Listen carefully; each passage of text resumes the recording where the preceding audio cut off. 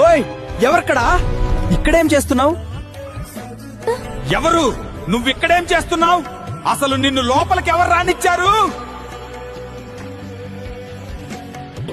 అది నేను green chilli panipuri వాడిని.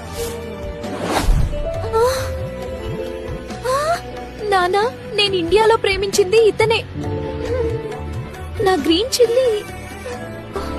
ఈ పానీపూరి వాడినా నువ్వు ప్రేమించింది? చిచ్చి, వీడిని చేసుకుంటే మన పరువు ఏం కావాలి? ఒరే లడ్డు, ఏంటి చూస్తున్నావు?